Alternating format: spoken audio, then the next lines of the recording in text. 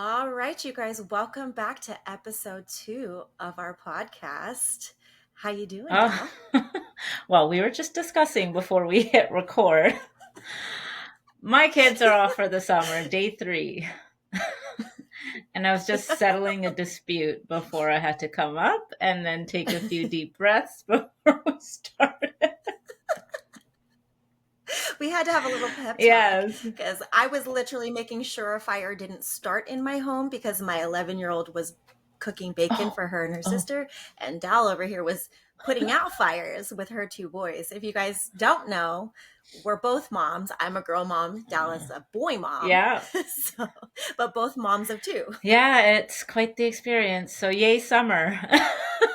So, Carmie's already into it for about a month now, or a few weeks now, right? Yeah. Yeah, Yeah, and, correct. and and Yes, mine correct. just started. So I'm over here in Canada, and our summer break starts end of June. So exciting. I kind of like that better though, to be honest with you, because I like the later start to like into the fall for summer. I'm not sure why that transitioned over here in the States. A lot of places start way earlier and end earlier. I'm not sure why, but I mean, we've just made it work. But you're primarily a stay-at-home mom, where I'm a Yeah, working mom. So I think summers are a little bit rougher yeah, for you because because nothing really changes for me. Like I still get the kids dropped off. I'm like, peace out, unless I'm on vacation. But when I'm on vacation mode, it's good. It's a good yeah, time. It's a good time because we're having fun.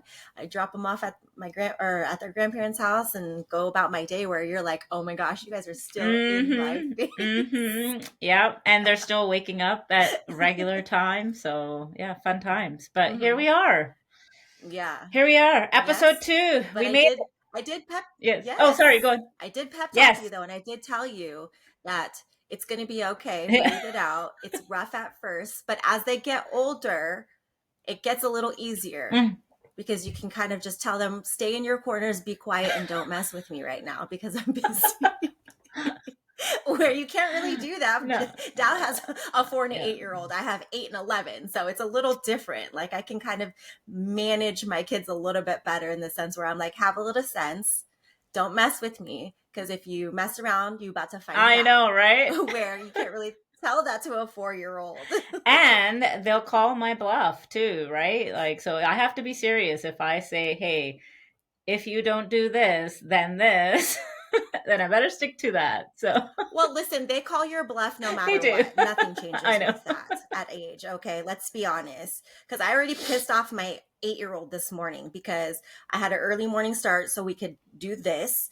And they wanted to sleep in the living room. On the weekends, they like to have campouts in the living room. Okay, whatever. Cute. So be it. Well, I had to be up at 6 in the Yeah. morning, and I was already making bread dough. I was already putting the pot roast in the crock pot and getting things ready so I could be ready for here because we have a family party to go to later. And she looking at me sideways, Are you pissed, sure? pissed and in Aw. tears. I was going to say, are you sure you're not the stay at And home mama? Making bread and all this shit at 6 o'clock in the morning. listen, I was on my stories the other day talking about how I wish I was a trad wife. And if you don't know what a trad wife is, it's that traditional wife thing, the stay at home mom. Like I have been on some off work orders where I've been on med leaves for like up to 9, 10 months, and I was living my best life. I didn't realize that I really want to be a trad wife, but it didn't work out that way with me as the second wife. I mean, my husband remarried me because he got divorced. So, when you have that dynamic, you don't always get to have that stay at home mom option because I was already living my own Yeah. life. And now we have bills. He has his bills. So, but I said, in our next life, be born closer to my age so we don't have such a huge age gap, and also bring back gender roles and make me a trad wife. Pretty pleased with the cherry on top. Oh, that's hilarious. That is. That is. Okay. Okay. So your daughter's good though. Your daughter's good.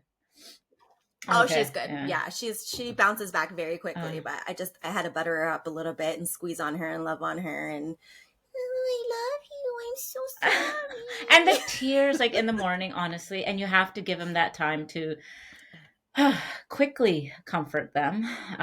But that doesn't always work. Hmm. So it's just like, okay, time's ticking. No, I gotta go but you do learn. this. So okay, good. Yeah. It's all good. You know, you're I just had a little bit more time than you, though. I had like 2 hours to Yeah. rebound her. So for her, I just got to walk away and let her process. But I'm very blessed with that one because I'm very blessed where and I don't know if maybe it's how I've molded her already because I've always been very big, like a big proponent of use your Yep. words. You can have big emotions, but please use your words because I cannot read your Right. mind.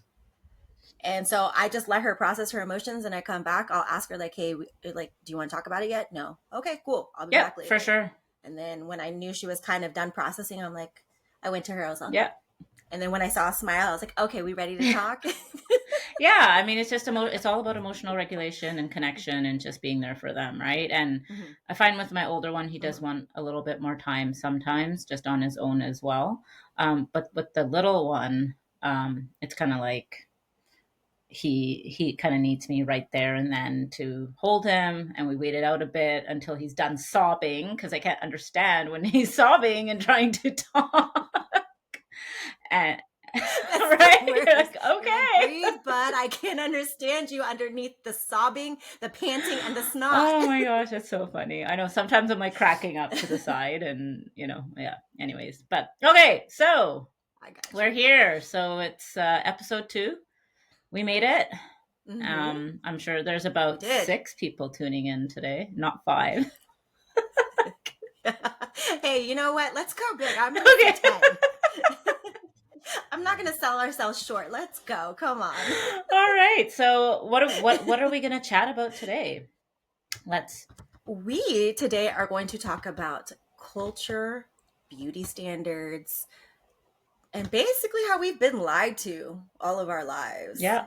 Because somebody somewhere made up some rules about what beauty and beautiful means, and we somehow believed Yeah. it. Well, yeah, and it's changed like every decade it's been different, right? And I Hmm. think for today, I feel like, we talked about it briefly, but we wanted to kind of discuss our experience coming from 2 different Hmm. cultures, as well as, doing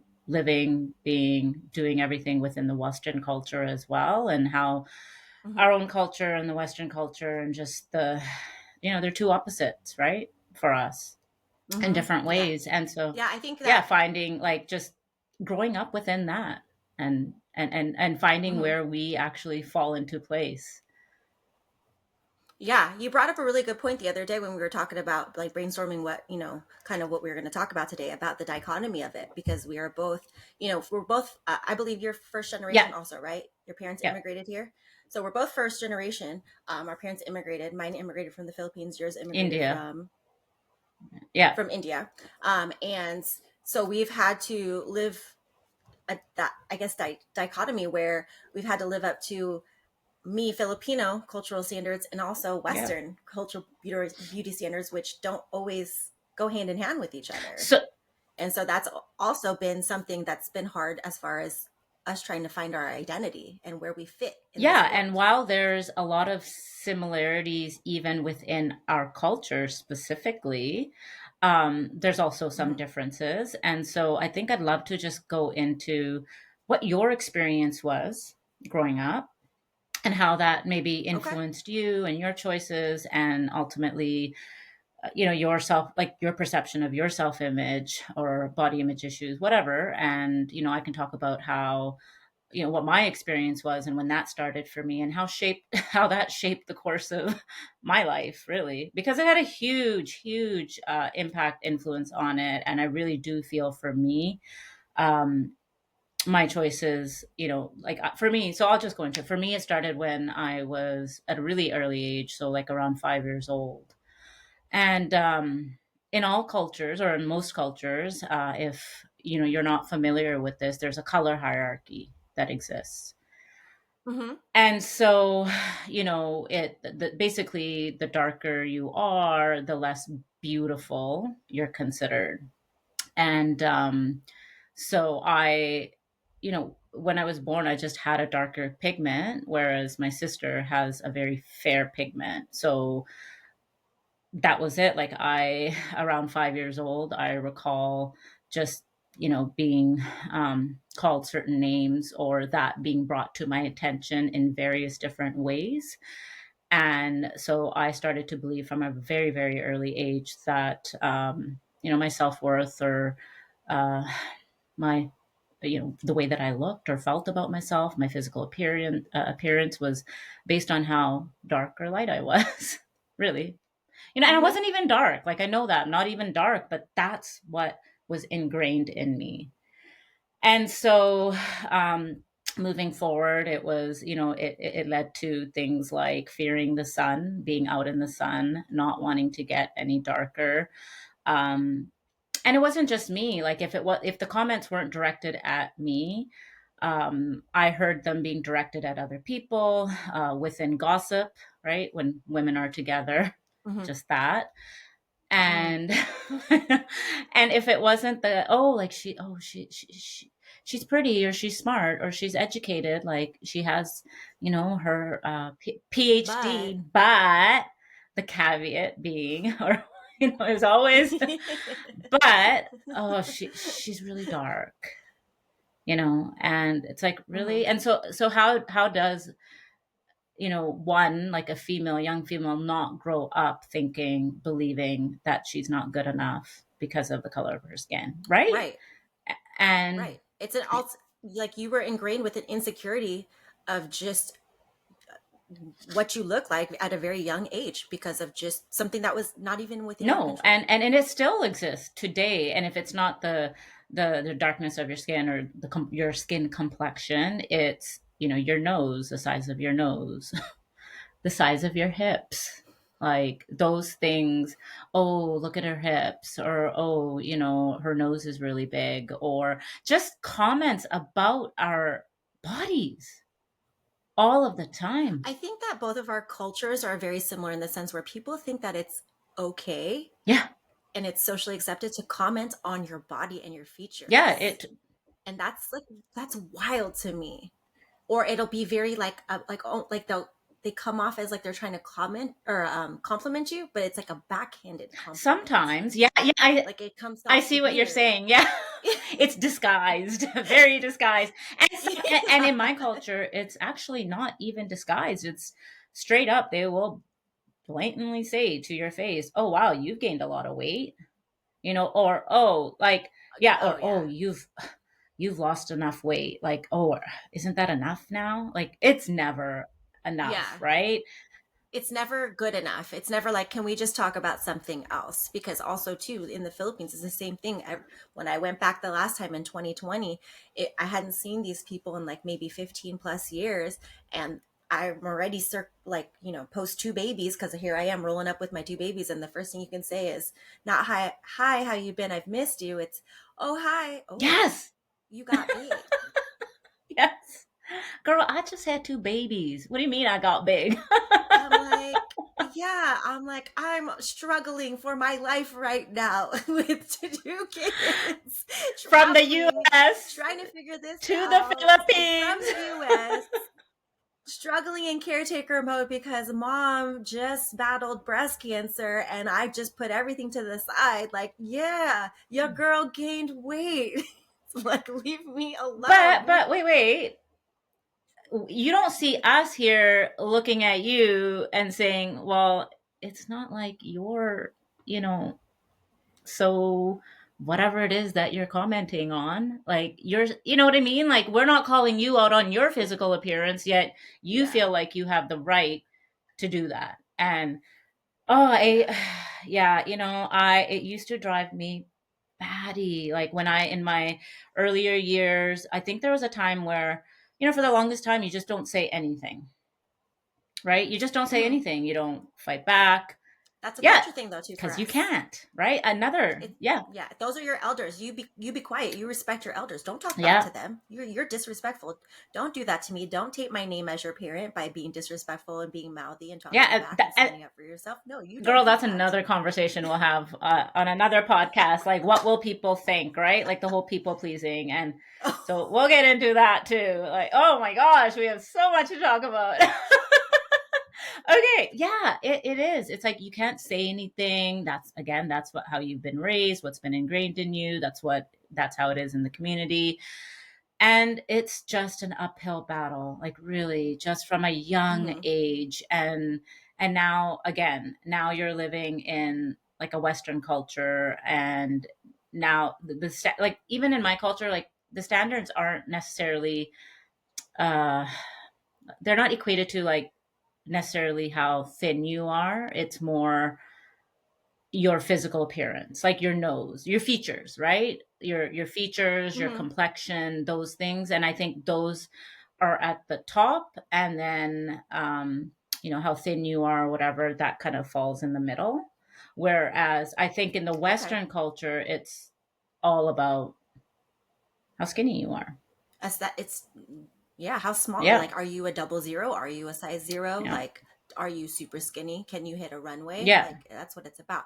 Talk to me about that nose thing because I've never heard that Oh before. yeah. This is the first time you've Oh told me yeah. about that. What is that about? What is like a prestigious nose for the Indian culture? So I don't know, maybe it's like You're all yeah. mine. No, you're right. No.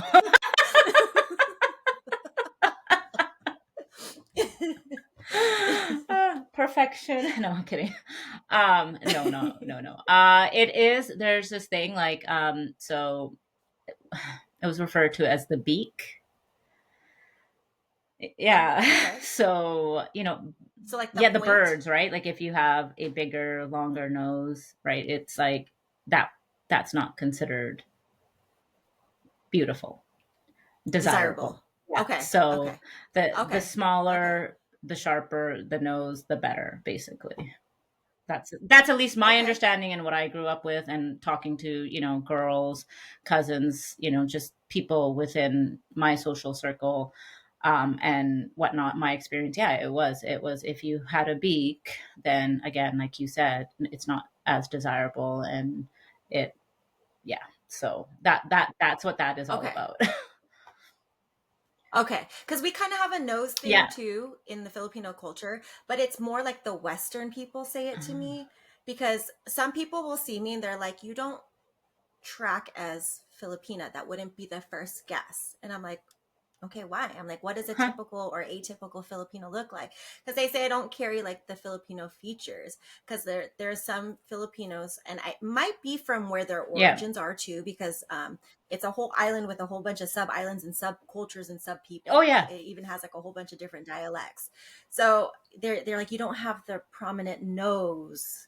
And I'm like, what is the prominent nose? Mm-hmm. And I'm like, okay. I mean, I as a Filipino, I understand what they're talking about, but I'm just like, I'm really thinking like honestly, people like this could also go across all people in general. Like just people's facial features are just Yeah. different. I don't think that you should like really just identify. But it's really funny because people, like I said, people will not track me as Filipina at first. That They're like, oh, Yeah. Yeah, I got that too. I got that too. Like, oh, you don't look Indian. So again, same thing. If you come from India, you can come from different states, regions, all of that, right? mhm. So, and it's like, oh, okay. And I did. I got oh, you kind of look like you're a mix. It's just so weird, right? Like It it is is weird. It weird. is It weird. is weird. Yes. And I think, also because of my skin complexion, again, maybe that was associated with whatever that they were thinking, or their definition of what I, quote unquote, air quotes, should look like. But yeah, like you're right. We all have different features, regardless, and where we come from, what our background is. But fighting, but the whole thinness, like from the Western culture, I have to say, I mean, obviously, the things that I experienced growing up in my old culture really impacted me. Um, and it set the stage, I feel, for the trajectory of my life and the choices I made and how I felt about myself and all of that. And then combined with eventually, the things that we saw, magazines, airbrushed. At that time, airbrushed, we didn't know. I mean, everyone's aware Mm, of filtering and editing now, but even still, I don't think it matters. I don't yeah. think it matters. We grew up as those magazines as Bible. Like we're like these people are walking, living, and breathing, looking like Yeah, that. yeah, right. And so the Hmm. goal was never, I mean, the goal was never to build muscle or get strong. It was always just, how do I get thin? How do I get as skinny as Mm-hmm. possible? That's it. Mm-hmm. That's it. So I have a question for you because in my culture, in the Filipino Yeah. culture, also too, it's you're not revered if you're dark. I remember because Hmm. I can kind of swing both Right. ways. Like I can get really light in the winter because I'm not out doing outdoor activities or the sun. I'm not basically baking in the sun like I am in the Right. summertime. So when I was younger, and also with my kids too, when I took them to the Philippines, I would get really Right. dark, and they would refer to me as negra, Mm. which Yes. at the time I'm like, okay, whatever. And basically, negra means little Yeah. dark girl. And at the time, I didn't know how offensive that was. But now, me raising mixed children who are half black, I'm like, that is so fucking offensive. Like, stop it. I Like, I've had to know. stop my parents from Yeah. referring my kids to Yeah. that because they're like, they're so dark. They're like negra. I'm like, they're fucking They're black. Like, what is the yeah. problem? They're going to be They're dark. yeah. Like, let's stop. So like I've had to really like course correct my parents on that. Like, yo, you can't do Yeah. that. It's not okay. Like I get it because that's all you know, but no, that's not okay with me and it's not okay in my Honestly, home. that's something. Yeah, no, So sorry, I don't mean to interrupt. Go ahead. Oh no, no, go I was ahead, go just ahead, go gonna, ahead. continue with what you're saying as far as it relates to my parents as well. Like I've had to also say, my older son, he tans darker in the summer, just like you, but then in the winter, lightens back up. But he still is his pigment Mm-hmm, is a little bit darker than my little one, who is more fair, and they tan differently. And same thing, like I've had to tell my parents, please do not comment on the color of their skin, or anyone really. Like mm-hmm, just don't comment on their mm-hmm. appearance, please. Even oh, look Yes. how tall they've gotten, or look how tall you are, or look, just don't comment, Mm-hmm. because kids are already, Yeah. like with my son, I know he's already like, I want to be very tall, I want to be very tall. So Mm-hmm. I just don't want anyone in my circle to comment on my kids' appearances, whether it's complex.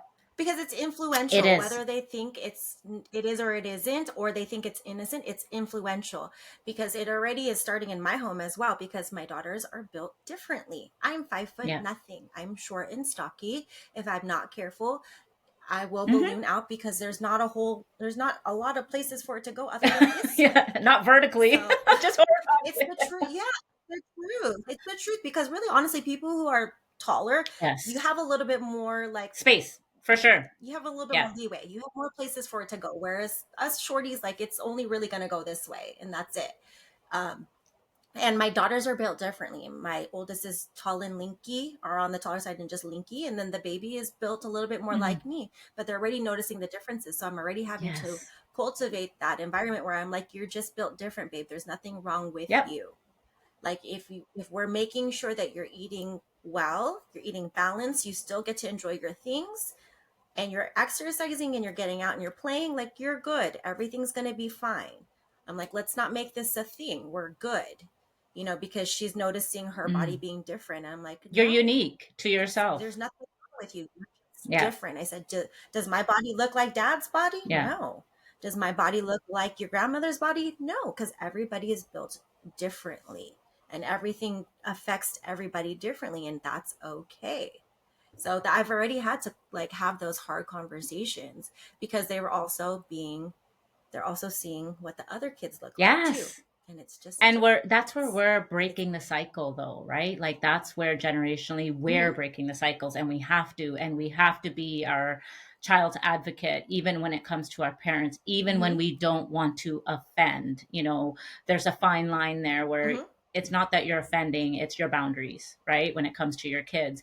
Yes. And so even with my kids, you're right. Like they're my older one, he's noticing. He's like, Mom, like I'm darker in the picture, I can't see me. I'm like, no, no. I'm We like, could I see can you, see Barbara. We you. could see you. I'm like, look at your entire class. Everyone is unique. Everyone's different. That's how we're Mm-hmm, made. But on the inside, we're mm-hmm. all the same, right? But that's a commentary and a narrative that more homes need to really just Pound. Yeah. Yeah. Just stand like, on, yeah. okay? Because I tell my kids, you're not meant to fit in. You're Hmm. meant to stand out. You're meant to look like You. you. And that's okay. We're not meant to look like, how on iRobot, they've got all the robots and they all look the same. We're not meant to look like that. I said, how boring would life Yeah. be? So don't worry about it. Yes, you've got curly hair. Yes, people are over there poking fun of it. They're assholes. Don't worry about it. They'll grow out of it. They're going to be mad. Ultimately, they mad. They mad because you cute. Don't So, forget. so question for you: do your kids attend kind of like a school district or school where there's not a lot of um, black kids, or is it a mix? Because for me, I mean, I'll get into it after, but curious, like if they're seeing these differences, is it because it's visibly, like you can actually see it? Yeah. Yeah, it's visible, but it's actually Okay. better because I'm raising my kids actually in the same town that I was raised in since I was 7. So I'm very proud of how much more diverse it is now today. So they are seeing it, but they do notice differences. um but I basically just emphasize like, hey, everybody's different. Yeah. Like, this is what the world looks like, and this is what it's supposed to be. You can't compare yourself to Molly because Molly comes from a different Yep. background than you, and that's okay. But I do also am, because I am raising mixed kids in a very Caucasian Mm-hmm. town. Even though it has become more diverse, I'm very um, adamant about having them be in places or in situations where they are seen amongst who they Yeah, their are. culture too. Yep. So, Yeah. yeah, I'm very, so unfortunately, I've had to have a hard conversation with my kids because, again, I'm raising mixed kids where, my kids will say, especially my oldest, I'm Filipina. Yes, baby, you are. I said, No, so but you're also African American. And I said, and unfortunately, there's going to be some people who are going to have a problem with you because you're African American. It's not you, it's them. And that's okay. Just stand strong in who you are as a person and understand that people are going to have a problem with you just because you're African American. It's cool. Don't worry right. about it. Keep it Yep. moving. You don't need those people in your life. And that's it. I said, be proud. Be proud of who you are. Be proud that you're a mixed child and that you represent not one, but two. Exactly. And that's Yeah, it. yeah. That's the same like with my kids.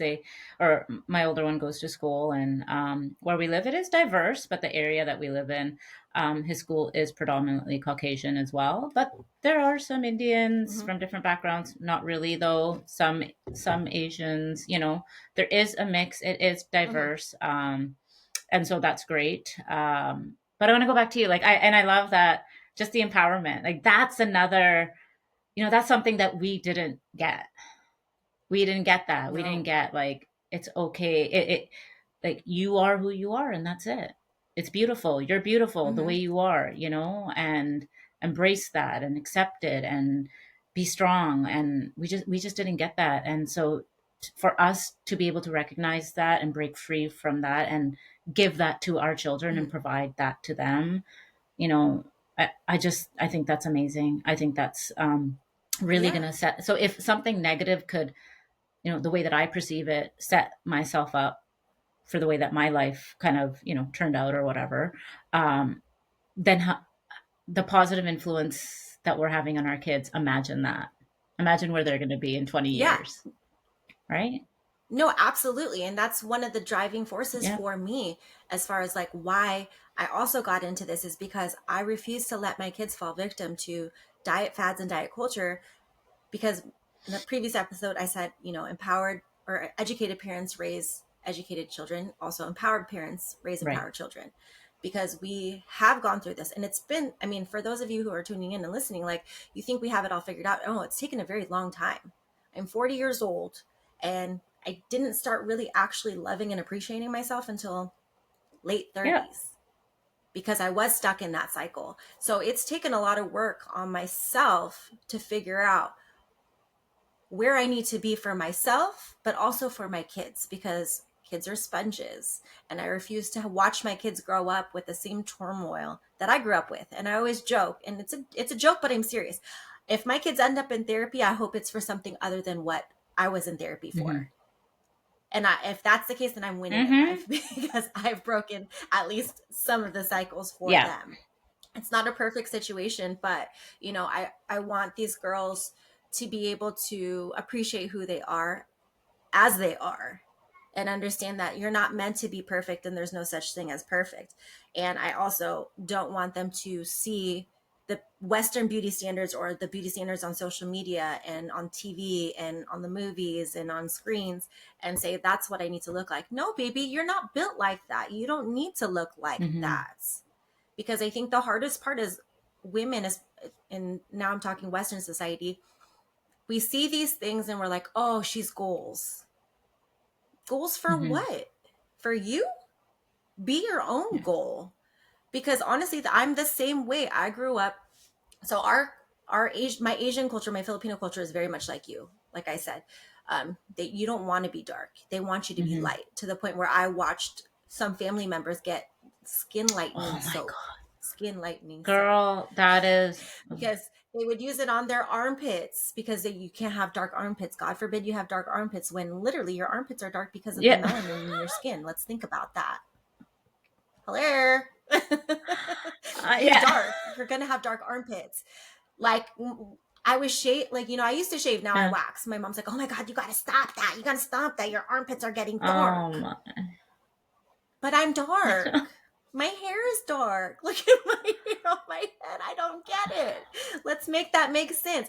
But yeah, my mom, every time she used to go, and this is no shade to my mom, because again, she fell victim to beauty standards also, because you don't know what you don't know. But this is why you and I are working so hard to become educated and be empowered, so that way our kids are not like that.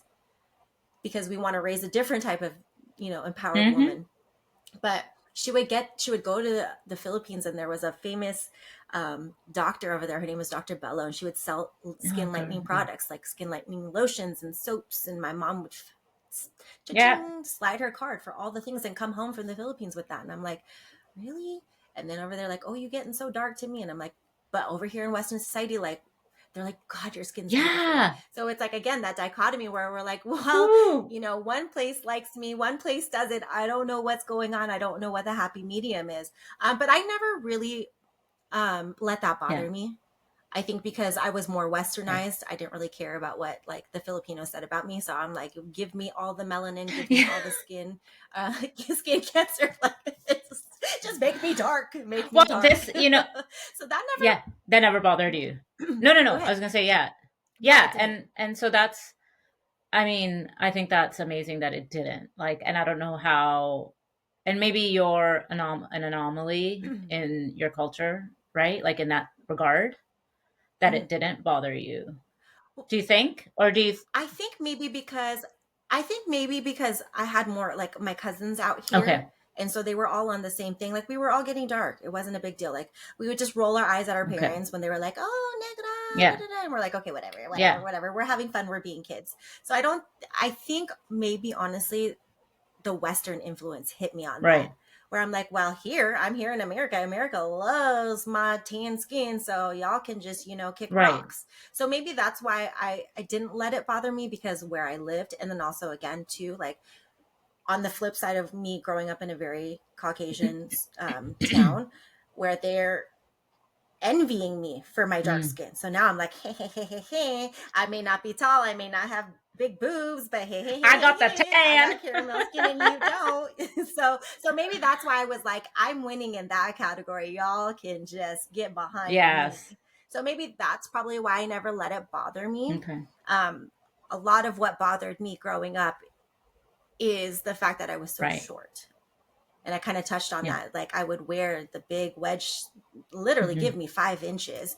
I was more muscular toned and, more curvier, but I still didn't have boobs. And so it was just, I didn't fit in that way. So in that sense, I would alter my appearance by, and my hair, because my hair was dark and like blonde, like the blondes were revered. I'm like, they don't like me because I'm a brunette. I got black hair. I'm tan, but they don't like me. They don't like me. Why won't they like me? I know. So I would go and I would get like the blonde streaks. Yes, I remember that. And now I see pictures and I'm like, girl, God, like I scratch myself and I'm like, I know, because it was not even cute. Like it was, because we're going from dark to light, and it was at the point of being like able to process it to where it was like the really nice blonde would like make hair break off. Oh, I remember those days. So I would do that, and then to the point where like contacts. Did you do contacts? light eyes, like Mhm. contacts, color. Oh, Yes, yes. right? Yeah, yeah. I want Yes, a I lot did of that too. Yes, yes. girls did Where that. my eyes are freaking bloodshot red from the irritation from the contacts, but it don't matter because I got blonde highlights and purple eyes at this point. Like me now, Oh, please. And now I dude. got my 5-inch wedges. Hey, hi, here I am. I know. And then I would get. Do you remember when Victoria's Secret had the like? I think it was the bombshell bra where it advertised as giving you like 2 cup Like sizes. that Do you lift, remember right? that The bra? lift, or yeah, and it had a Yeah. So huge it would. pad in So it it. had. Yeah. And if you guys are just listening, like we've got our hands up Yeah. right now showing like the thickness of the pad of the bra, as I keep forgetting, like some of you might just be listening. Oh. So yes, it was the bra with the thick pad, and then it would squish everything together and that's another thing that I would do. So yes, would I alter my Ah. appearance to fit into Western society standards? Yes, absolutely. And maybe that's why now I'm just like I've embraced who I am because I'm comfortable in my skin. But again, that's been a lot of work. It's Mm-hmm. been a lot of work to figure out why. And again, that's because of cultural beauty standards and also within standards within my own home of expecting perfection. And I think that that's something that people really need to understand. Like, you don't need to look up to anybody. You just need to figure out who you are and be okay with who you are as a person and understand what you bring to the table. Because none of us are walking around here feeling perfect. And if you think that that person that's your quote unquote goals, who has that 6 pack and that lean ass body, if you think that they're walking around at their best self and happiest self, I would beg to Yeah. differ because they're probably miserable inside. You need to look up to somebody who is promoting that flexibility and just learning to love yourself kind of vibe versus like, look at me and my abs. I'm 50 with abs. Cool, boo. Yeah. I don't want No, no, abs. you Like, I think it's okay for people to understand, like, I don't want to look like that, and that's okay. Look like how you want to look. exactly. Because again, it's unique and individual. Preach. Personalize yourself, build a bear, build yourself your bear that you want to build. Because Oh, girl. I was gonna say preach, girl. Mm-hmm. That's right. we have been lied to. Yeah. Let's be Yeah. honest. We've been lied to that you're supposed to be real skinny because that's what we've seen. And that's okay. It's what we've been fed all our lives. But I think that once people embrace the fact that we've been fucking lied to, things will get better. Yeah. You don't need the BBL. You don't need the liposuction. Things are going to sag. Things are going to be jiggly. It's okay. Yeah. That takes a lot, like, a lot of healing, a lot of just kind of looking within and figuring yourself out. And, I always, for me, I say I'm content where I'm at. Mm-hmm. Do I want to, do I have other goals for myself? Yeah, for sure. But I'm content where I'm at and I'm Mm-hmm. okay. And I give this, so I like to describe things in stories. So quickly, when I was around 180 pounds before, I thought I was so fat, right? Like I was huge. Well, obviously not in comparison to where I was at my biggest, but I wouldn't do Mm-hmm. anything. Again, another topic of conversation for another podcast, but just to make it short, um, I would never have worn a bathing suit, let alone anything that wasn't flattering on me that I thought wasn't. And so on this journey now, though, if we fast forward, and when I was 180 pounds, I actually went out and bought a swimsuit, whatever, like a little skirt and a top. My son had a birthday invite at a pool, and I said, you know what? Past me said no. Past me didn't go. Past me didn't want my body image issues to affect my kids, but it did. And now, future me at 180, like I was feeling good about myself. That confidence I had came from within because I knew I was doing the things that were making me feel good. I was getting healthy. Maybe someone looking at me has no idea where I am at my journey, and has no idea I've lost, 80 pounds. And they still might see me as like, wow, she's so overweight, but I didn't care. That was a difference, because I had been working on Mm-hmm. all of these things, on healing, on breaking free from these generational cycles, and doing the introspective work. And because of that, I had the confidence to say, F it. Like, I'm gonna wear this. I'm not, my kids aren't gonna suffer because of, how I feel about myself. Not anymore. And I'll get to where I need to get to. But for now, I'm gonna live in the present. I'm gonna immerse myself and I'm gonna enjoy life. And so, yeah, that's what I did. And I just think that, like, again, it all comes back to what you just said. What do you want? How do you feel? Who cares about, what this ideal image or what you see on, Instagram or magazines, or what your culture says or what someone else says you should look like? No, it's, how do you feel about yourself? And that's it, right? Mm-hmm. That's it. Like, how do you feel about Yep. yourself? I'm not saying that being super overweight is healthy, and that if you feel good about yourself, and that's okay, you shouldn't make any changes. No, because you still have to make the changes for your health, right? If it's not, Still has to yeah, be a quality of life exactly. issue. It's not about aesthetics necessarily, right? I guess that's what I'm alluding Mm-hmm. to. So it no longer became about aesthetics and more about knowing that I was doing all of this for myself. I was going to get to a better place. I am getting to that place one step at a time. And that's all that mattered. And Mm-hmm. there you go. Like and that's why I feel like, and I don't want to put words in your mouth, why the confidence exudes from within for you and I, no It matter what, no does. matter you're 5 foot, I'm 5 foot 3 3/4. I would say 5 foot 4, round it up. Right. You really get it. I want that three quarters. Give it to No, me. but yeah, like, regardless of our height, our skin complexion, our hair, the color, of our eyes, our physical, like, just features, any type of attributes, Mm-hmm. it just doesn't matter anymore. And if it matters, it It doesn't. matters because it matters to us, right? Like, there's a Mm-hmm. certain, Yeah, it's what's aligning for us. exactly, It's what makes us feel yeah. whole, and that brings me to another point, that this inner work thing, I think a lot of people shy away from, right? And you could call it woo woo. It doesn't have to go Yeah. that woo woo, because again, it's all unique and individual for you, right? How far deep do you have to get into it? And I'm not talking about like you have to go and find whatever most traumatic experience it is. You just have to figure out why you operate or why you decision make the Yeah. way you do, because a lot of it has to do with your past things, right? So I realized like I was operating out of basically fight or flight because I was always trying to do things for Hmm. acceptance, because culturally I needed to feel whole before acceptance. And so I became loud and this is me because I wanted people to look at me so I could feel socially accepted. So once you start to like figure out your patterns, then nothing else matters, because you said in your journey, like were you still overweight and somebody from the outside could have looked at you and said, oh, she still has a lot more to lose. But that didn't matter, because at the end of the day, it doesn't matter, because chances are that there was nobody really looking at you or really judging you, because everybody else is stuck in their own shit. Yeah.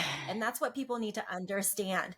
So, and your journey is not for anybody else to judge. It's your journey. And that's why I'm very like loud about like, listen, you may not be where you want to be, but if you're working on you, you're a work in progress, be proud, because this takes time. Hmm. I've been at it for about 5 years consistently, and a lot of people don't stay at it consistently, which is why it takes longer.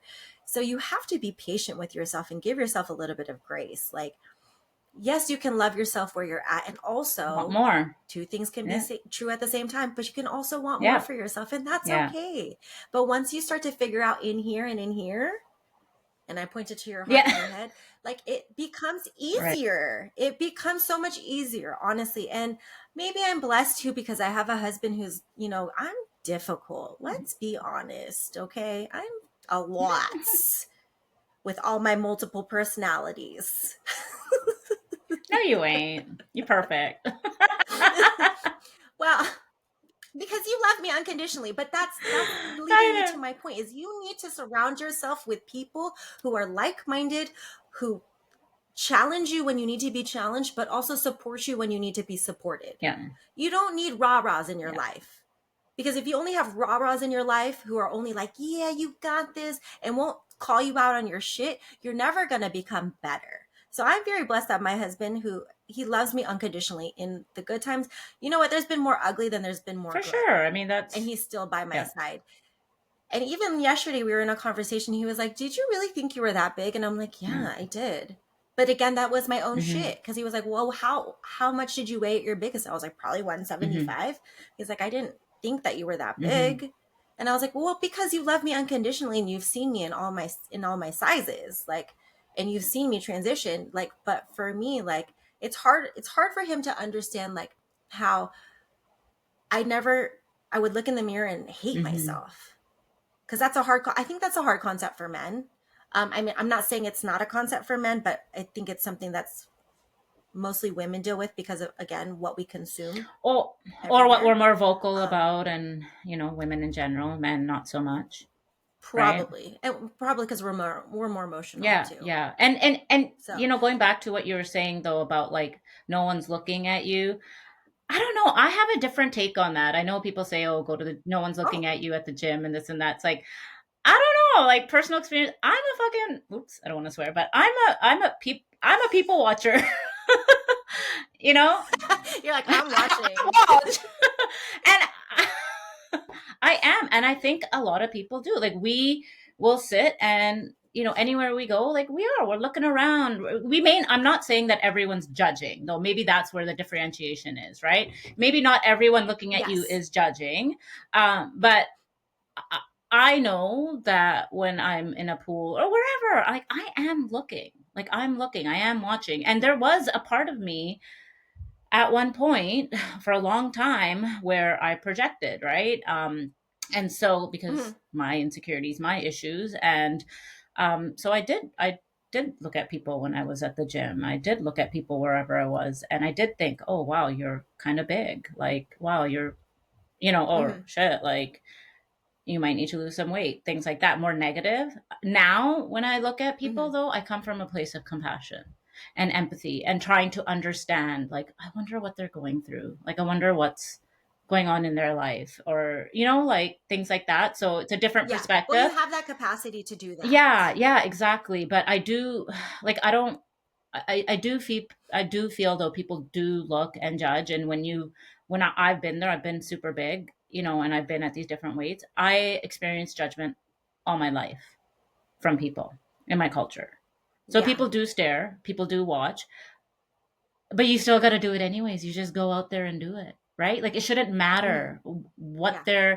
they're looking at you, what they're thinking. Who cares? Like you just do what you're doing, you go at it, and that's how you're going to build a confidence, right? It's not going to come from just lack Yeah. of not doing anything. You have to take that first step. So yeah, Yeah. anyways, yeah. I guess I should say that if you walk in confidently Yeah. into a room, knowing that this is where you're at right now, nothing else should And it happen. doesn't, and you're right. Yeah. Because because you could be 30 pounds overweight right now, but walk into that same room a year from now, after you've been consistently putting in the work at the boring basics, you're not going to look the same, No. No. but you're going to exude even more Right. confidence. So I guess I just say, don't let what the thoughts of what other people may think of you deter you from doing the things, because ultimately, like, you didn't let those thoughts In stop you from making the memories with your kids. 100%. Because that's the same issue with me. Like, I'm sure maybe you had the same experience where I would hide in pictures, or I would be non-existent in pictures, or I learned to become a very strategic poser because my Mm-hmm. arms were always like Mm-hmm. like a thing for Mm-hmm. me. Like, the first thing I would hyper focus on is not even my stomach, because I hit it well, would be like, oh my god, my arms look fat, why are you taking a picture like Mm-hmm. that? And so I would learn how to pose my arms, and so Cardigans. that was just the whole thing. Cardigans. Wow, it was hot Oh over yeah. there, so I can't be in a Girl, cardigan. I have so many. I know I'm gonna like I'm like, I can't. yeah, yeah. No, for sure. Yeah, so you do. You pivot, right? You figure out a way to kind of hide those Mhm. things, and again, another great conversation to have on a podcast is to Yeah. talk about Mhm. pictures, memories.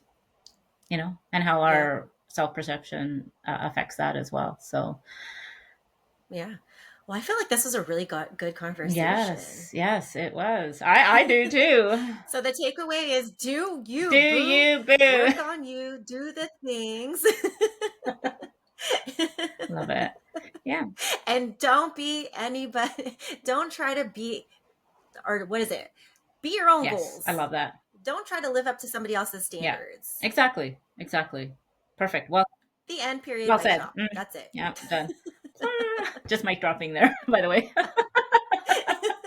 All right. Well, I think it's so important. Seriously. Like, you bring so much to the table. Understand what you bring to the table as you. Exactly. That's it. Exactly. Yeah, no, you do you, boo. Let's end it at that. And Mm-hmm. see you, talk to you next Next week. week. Episode 3. Look